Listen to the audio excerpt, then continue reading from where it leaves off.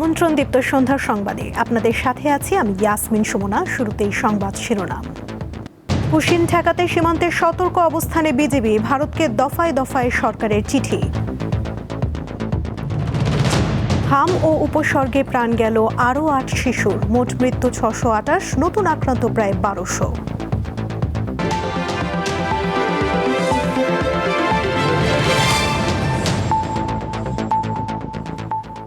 ভারতের সীমান্তরক্ষী বাহিনী বিএসএফ এর পুশিন চেষ্টার পর থেকে বাংলাদেশের বিভিন্ন সীমান্তে সতর্ক অবস্থানে রয়েছে বিজিবি। তবে আজ কোথাও উত্তেজনার কোনো খবর পাওয়া যায়নি। এদিকে সীমান্তে পুশিন ঠেকাতে দেশের ২৬ জেলার সীমান্তে প্রায় ৬০,০০০ বিজিবি সদস্য মোতায়েন করা হয়েছে। পঞ্চগড়ের বড়বাড়ি সীমান্তে পুশিন করতে ব্যর্থ হয়ে নারী শিশুসহ ১০ জনকে ফেরত নিয়েছে বিএসএফ। রবিবার রাত ৩:৩০টার দিকে এই ঘটনা ঘটে। এর আগে শুক্রবার ভোরে ওই ১০ জনকে বাংলাদেশে পুশিনের চেষ্টা করে বিএসএফ। তবে বিজিবি বাধা দিলে তারা নোম্যান্স ল্যান্ডে অবস্থান করে। ঠাকুরগাঁওয়ের মশালগাঁও সীমান্তে পুশিনের উদ্দেশ্যে জড়ো করা ১১ জনকে ভারতের অভ্যন্তরে সরিয়ে নিয়েছে বিএসএফ। মেহেরপুরের তেঁতুলবাড়িয়া সীমান্তে বিএসএফ এর পুশিনের চেষ্টা রুখে দেওয়ার পর জেলার সকল সীমান্তে কঠোর অবস্থান নিয়েছে বিজিবি। তাদের সঙ্গে যোগ দিয়েছে গ্রামবাসীও। বর্তমানে সীমান্ত পরিস্থিতি স্বাভাবিক রয়েছে বলে জানিয়েছে বিজিবি। লালমনিরহাটের ৩টি সীমান্তে যে কোনো ধরনের অনুপ্রবেশ ঠেকাতে বিজিবি সর্বোচ্চ সতর্ক অবস্থানে রয়েছে। পরিস্থিতি নিয়ন্ত্রণে সংশ্লিষ্ট এলাকায় টহল ও নজরদারি বাড়ানো হয়েছে। চাঁপাইনবাবগঞ্জের বাঙ্গাবাড়ি সীমান্তে পুশিন চেষ্টার পর বিজিবির কঠোর বিরোধের মুখে পিছু হাঁটে বিএসএফ। এরপর থেকেই সীমান্তে কঠোর অবস্থান নিয়েছে বিজিবি। আফরিদ হাসান, দীপ্ত বার্তাকক্ষ। পররাষ্ট্র প্রতিমন্ত্রী শামা ওয়াহিদ ইসলাম জানিয়েছেন, ভারতের পুশিনের চেষ্টা বিজিবি শক্তভাবে প্রতিহত করছে। পাশাপাশি পুশিন বন্ধে ভারত সরকারকে ১২ থেকে ১৩টি চিঠি দিয়েছে বাংলাদেশ সরকার। দুপুরে পররাষ্ট্র মন্ত্রণালয়ে সাংবাদিকদের এ তথ্য জানান প্রতিমন্ত্রী। এই পুশিন প্রক্রিয়ার মাধ্যমে কাউকে ঠেলে দেওয়া হয়, সেটা কিন্তু একেবারেই গ্রহণযোগ্য না। ইতিমধ্যে আমরা ১২ থেকে ১৩টা চিঠি দিয়েছি দিল্লিতে। ভারতকে চিঠি দেওয়া হয়েছে পররাষ্ট্র মন্ত্রণালয় থেকে, এবং বিজিবি সজাগ আছে এবং কোনোভাবেই এটা আমরা অ্যালাউ করছি না। ২০২৫ সালের তুলনায় দেশের আইন শৃঙ্খলা পরিস্থিতির উন্নতি হয়েছে বলে দাবি করেছেন স্বরাষ্ট্রমন্ত্রী সালাউদ্দিন আহমদ। দুপুরে সচিবালয় স্বরাষ্ট্র মন্ত্রণালয়ে সাম্প্রতিক ৩টি আলোচিত ঘটনায় প্রশংসনীয় অবদানের জন্য পুলিশ সদস্যদের পুরস্কার প্রদান অনুষ্ঠান শেষে সাংবাদিকদের তিনি কথা বলেন। স্বরাষ্ট্রমন্ত্রী বলেন, বর্তমান সরকার দায়িত্ব নেয়ার পর পুলিশ বাহিনীকে আরও জনবান্ধব বাহিনীতে রূপান্তরের উদ্যোগ নেওয়া হয়েছে। একই সঙ্গে দেশের আইন শৃঙ্খলা পরিস্থিতি ২০২৪ ও ২০২৫ সালের তুলনায় উন্নত হয়েছে বলেও তিনি দাবি করেন।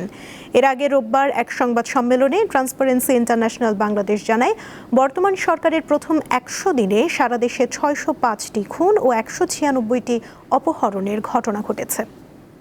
স্কুল পর্যায়ের শিক্ষার্থীদের কারিকুলাম পরিমার্জনের কাজ চলছে বলে জানিয়েছেন শিক্ষামন্ত্রী আ.ন.ম এহসানুল হক মিলন। দুপুরে সচিবালয় সরকারের ৩ মাসের কর্মসূচি নিয়ে আয়োজিত সংবাদ সম্মেলনে মন্ত্রী এ তথ্য জানান। বলেন, আগামী শিক্ষাবর্ষ থেকে বিভিন্ন শ্রেণীতে কারিকুলামে ক্রীড়া, সংস্কৃতি, কারিগরি বৃত্তি এবং লার্নিং উইথ হ্যাপিনেস এই 4টি নতুন বিষয় অন্তর্ভুক্ত হচ্ছে। জানান, কারিকুলাম পরিবর্তন 3 মাসে সম্ভব নয়। কিছুটা পরিবর্তন করে ২০২৭ সালে পাঠ্য বই দেওয়া হবে, আর সার্বিক পরিবর্তন করে ২০২৮ সালের পাঠ্য বই পাবে শিক্ষার্থীরা। মন্ত্রী বলেন, এসএসসির সিলেবাস চলতি বছরের জুনে শেষ হচ্ছে। এদিকে চলতি বছরের এসএসসি ও সমমান পরীক্ষার ফলাফল আগামী ২০ জুলাই ঘোষণা করা হবে বলে জানিয়েছেন শিক্ষামন্ত্রী। তারপরে আপনাদের দেখেছি আমরা রেসপেক্টিভ ডিপার্টমেন্টের প্রতিনিধি রয়েছেন। দর্শক, সংবাদের শুরুতেই যেমনটা জানাচ্ছিলাম, ইসরায়েলের বিরুদ্ধে সামরিক অভিযান সমাপ্তির ঘোষণা দিয়েছে ইরানের সশস্ত্র বাহিনী। তবে লেবাননে পুনরায় হামলা হলে আরও কঠোর জবাব দেওয়ার হুঁশিয়ারি দিয়েছে তারা। ইরান যুদ্ধের বর্তমান পরিস্থিতি নিয়ে বার্তাকক্ষে আলোচনা করেছেন সহকর্মী সাইফুর রহমান শিশির ও ইসরাত সুমা। যুক্তরাষ্ট্র এবং ইসরায়েলের সাথে ইরানের যুদ্ধের ইতিমধ্যে ১০০ দিন অতিক্রম করেছে। যুদ্ধবিরতি প্রচেষ্টা সত্ত্বেও পাল্টাপাল্টি হামলা এবং উত্তেজনা অব্যাহত রয়েছে দেশগুলোর মধ্যে। এরই মধ্যে ইরান আজ সকালে ইসরায়েলে হামলা চালিয়েছে এবং ইসরায়েল পাল্টা হামলা চালিয়েছে ইরানে। ইরান যুদ্ধ আসলে কোন দিকে যাচ্ছে এ বিষয়ে আলোচনা করব আমাদের সহকর্মী সাইফুর রহমান শিশিরের সাথে।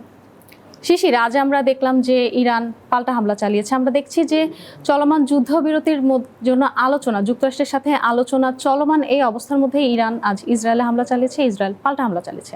আসলে মূল ঘটনাটা কি? সংঘাতটা কিন্তু চারটি পক্ষ, যদি আমরা মোটা দাগে বলি, যে ইসরায়েলের সাথে লেবাননের এবং যুক্তরাষ্ট্রের সাথে ইরানের সমস্যা। তো 16ই এপ্রিল তারা একটি যুদ্ধবিরতি স্বাক্ষর করে, সেটি যুক্তরাষ্ট্রের সাথে ইরানের এবং লেবাননের সাথে ইসরায়েলের। দুপক্ষের কেউই আসলে যতটুকু ছাড় দিলে একটি আলোচনা সফল হয় সেই জায়গায় সেই ছাড়টি আসলে দুপক্ষের কেউই কিন্তু দেয়নি। সো ওই আলোচনাটি আসলে অব্যাহত রয়েছে। ইরান বেশ কয়েকবার IRGC তারা সতর্কতা দিয়েছে যে লেবাননের যুদ্ধবিরতি সত্ত্বেও যে হামলা অব্যাহত রাখা হয় সেটি বন্ধ করতে হবে। বন্ধ না করা হলে ইরান বা তেহরান কিন্তু তেল আবিবে আক্রমণ করবে। সেই কাজটি তারা আজকে করেছে গত ভোর রাতে। এবং ইরানের এই জবাব, ইরান যখন অ্যাটাক করেছে তখন ইসরায়েলও পাল্টা আক্রমণ তাদের ওখানে করেছে। এবং আপনি জানেন যে এর সাথে যদি আমি যোগ করি যে ইরানের যে প্রক্সিগুলো রয়েছে, ইরানের মিত্র যে শক্তি আছে পুরো ওয়েস্ট এশিয়ায়, লেবাননের হিজবুল্লাহ কিংবা ইয়েমেনের হুথি, তারাও এরই মধ্যে তারা ইসরায়েলে আক্রমণ করেছে এবং তারা ঘোষণা দিয়েছে যে লোহিত সাগর থেকে ইসরায়েলের কোনো জাহাজ চলাচল করতে পারবে না। আপনার কি মনে হয় যে আজ থেকে যে আবার সংঘাতটা শুরু হলো ইরান এবং ইসরায়েলের সাথে, এই সংঘাতটা আসলে কোন দিকে যাবে? এটা কি আরো বিস্তৃত হবে? সংঘাত তো আসলে চলছিল এবং ট্রাম্প সব পক্ষকেই শান্ত থাকতে বলেছেন, কিন্তু আসলে সংঘাত চলছে এবং এর আগেও সিজফায়ার হওয়ার পরেও কিন্তু সংঘাত থামেনি। সুতরাং এই যে পরিস্থিতিটি, এটি আসলে মনে হচ্ছে না যে সহসাই বন্ধ হয়ে যাবে। চুক্তির জন্য বা সমঝোতার জন্য আলোচনাও চলবে, দেন দরবার চলবে, দর কষাকষি চলবে। শিশির, আপনার কি মনে হয় যে আমরা যে দেখছিলাম ট্রাম্প কিন্তু কূটনৈতিক পথে একটি সমাধান চাচ্ছিলেন, তিনি কিন্তু এখন বলছেন যে যুদ্ধ চাই না, কূটনৈতিক পথে সমাধান চাই। এর মধ্যে যে ইরান ইসরায়েল দুই পক্ষ লেগে গেল, যুক্তরাষ্ট্র এখন কোন অবস্থানে রয়েছে? এখানে এই আজকে সংঘাতের পরেও কিন্তু ট্রাম্প উভয় পক্ষকেই শান্ত থাকার পরামর্শ দিয়েছেন, আহ্বান জানিয়েছেন। তবে এখানে একটি বিষয়, যে নেতানিয়াহুকে কিন্তু ট্রাম্প থামতে বলেছেন আগেই, যে আসলে দরকার নাই, স্টপ ইট। কিন্তু আসলে এখানে এক ধরনের বিভিন্ন খবরে আমরা যেটা বুঝতে পারছি যে আসলে নেতানিয়াহুকে কথা শোনাতে পারেনি ডোনাল্ড ট্রাম্প, এবং নেতানিয়াহু এক ধরনের নিজের উদ্যোগেই স্বপ্রণোদিত হয়েই সে এই আক্রমণটা করেছে। তো ওদিক থেকে ওয়াশিংটনের এই যে তেল আবিবকে একটু শান্ত করার প্রচেষ্টা অব্যাহত আছে। শিশির, আপনাকে ধন্যবাদ। যুদ্ধ চলছে ওয়েস্ট এশিয়াতে, কিন্তু তার প্রভাব পড়বে বিশ্বজুড়ে, বিশ্ব জ্বালানি বাজারে, বিশ্ব অর্থনীতিতে। এবং আমরা যে দেখছিলাম যুক্তরাষ্ট্র এবং ইসরায়েলের সাথে ইরানের যুদ্ধের যে চলমান আলোচনা চলছিল, তার মধ্যে নতুন করে আবার ইরান ইসরায়েল লেগে গেল। এখন এই আলোচনা শান্তি চুক্তি হবে কিনা তা কারো জানা নেই। সময় বলে দেবে এই শান্তি চুক্তি হবে কিনা বা সংঘাত আরো বাড়বে কিনা। গত 24 ঘন্টায় দেশে হাম ও হামের উপসর্গ নিয়ে আরও 8 শিশুর মৃত্যু হয়েছে। এ সময় মোট আক্রান্ত রোগীর সংখ্যা 1185 জন। সোমবার স্বাস্থ্য অধিদপ্তরের এক বিজ্ঞপ্তিতে এই তথ্য জানানো হয়েছে। এতে বলা হয়, গত 24 ঘন্টায় সন্দেহজনক হাম রোগীর সংখ্যা 1092 জন এবং গত 15 মার্চ থেকে 8 জুন পর্যন্ত সন্দেহজনক হাম রোগীর সংখ্যা 80,104 জন। গত 24 ঘন্টায় নিশ্চিত হামরোগীর সংখ্যা 93 জন। গত 15 মার্চ থেকে এ পর্যন্ত নিশ্চিত হামরোগীর সংখ্যা 9,779 জন। জাতীয় সংসদের বাজেট অধিবেশনের দ্বিতীয় দিনের কার্যক্রম শেষ হয়েছে। সোমবার বেলা 3টার দিকে ডেপুটি স্পিকার ব্যারিস্টার কায়সার কামালের সভাপতিত্বে অধিবেশন শুরু হয়। শুরুতে তারকা চিহ্নিত নানা প্রশ্নের উত্তর দেন বিভিন্ন মন্ত্রণালয়ের মন্ত্রী ও প্রতিমন্ত্রীরা। এক প্রশ্নের জবাবে খাদ্য প্রতিমন্ত্রী মোহাম্মদ আব্দুল বারী জানান, চলতি মৌসুমে দেশে মোট 3,27,05,929 মেট্রিক টন বোরো ধান উৎপাদিত হয়েছে। আরেক প্রশ্নের জবাবে বাণিজ্য মন্ত্রী খন্দকার আব্দুল মুক্তাদির জানান, 2024-25 অর্থ বছরে বাংলাদেশ বিশ্বের 202টি দেশে পণ্য রপ্তানি করেছে। এছাড়া স্বরাষ্ট্রমন্ত্রী সালাউদ্দিন আহমদ জানান, সাইবার সুরক্ষা আইন ও জুয়া প্রতিরোধ আইনের সংশোধন আনা হবে। পরবর্তী অধিবেশন বসবে আগামীকাল বেলা 3টায়। হামের টিকা আমদানি না করে শিশুদের জীবন ঝুঁকিতে ফেলা এবং টিকার অভাবে শিশু মৃত্যুর ঘটনায় সাবেক অন্তর্বর্তী সরকারের প্রধান উপদেষ্টা ডক্টর মোহাম্মদ ইউনূস এবং সাবেক স্বাস্থ্য উপদেষ্টা নূরজাহান বেগম সহ 5 জনের বিরুদ্ধে মামলার আবেদন খারিজ করে দিয়েছে আদালত। কিশোরগঞ্জ 5 আসনের সংসদ সদস্য শেখ মুজিবুর রহমান ইকবাল আজ ঢাকার অতিরিক্ত চিফ মেট্রোপলিটন ম্যাজিস্ট্রেট জসিতা ইসলামের আদালতে মামলাটির আবেদন করেছেন। আদালত বাদীর জবানবন্দি রেকর্ড করে এবং পরে তা খারিজ করে দেয়। অভিযুক্ত বাকি 3 জন হলেন স্বাস্থ্য ও পরিবার কল্যাণ মন্ত্রণালয়ের সাবেক সচিব মোহাম্মদ সাইদুর রহমান, সাবেক প্রধান উপদেষ্টার বিশেষ সহকারী অধ্যাপক ডাক্তার মোহাম্মদ সাইদুর রহমান এবং স্বাস্থ্য অধিদপ্তরের সাবেক মহাপরিচালক অধ্যাপক ডাক্তার মোহাম্মদ আবু জাফর। মামলার আবেদনে বলা হয় 15 মার্চ থেকে 4 জুন পর্যন্ত দেশের বিভিন্ন হাসপাতালে ৭৫,৭০০-র বেশি হামে আক্রান্ত শিশু ভর্তি হয়েছে। হাম ও হামের উপসর্গে দেশে 620 শিশু প্রাণ হারিয়েছে। আন্তর্জাতিক প্রসঙ্গ, ফিলিপাইনের দক্ষিণাঞ্চলীয় মিন্দানাও দ্বীপে শক্তিশালী ভূমিকম্পের আঘাতে নিহতের সংখ্যা বেড়ে 19 জনে দাঁড়িয়েছে।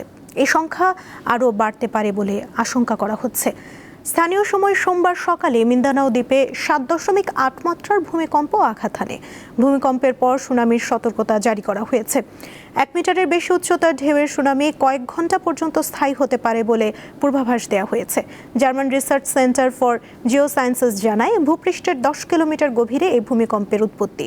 ফিলিপাইন সিভিল ডিফেন্স কার্যালয় জানিয়েছে, সবচেয়ে বেশি ক্ষতিগ্রস্ত হয়েছে সকসার্জেন অঞ্চলটি। এ অঞ্চলে 12 জনের প্রাণহানির খবর পাওয়া গেছে এবং আহত হয়েছেন কমপক্ষে 129 জন। যুক্তরাষ্ট্রের ভিসা জটিলতার মধ্যে বিশ্বকাপ খেলতে মেক্সিকোতে পৌঁছেছে ইরান ফুটবল দল। তুরস্কে 3 সপ্তাহের প্রস্তুতি শেষে মেক্সিকোর তিজুয়ানায় পৌঁছেছে তারা।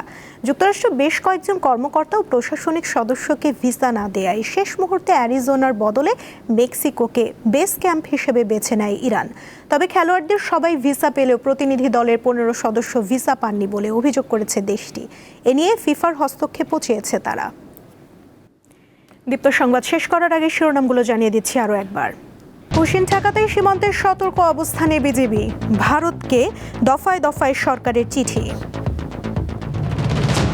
হাম ও উপসর্গে প্রাণ গেল আরও 8 শিশুর, মোট মৃত্যু 628, নতুন আক্রান্ত প্রায় 1200।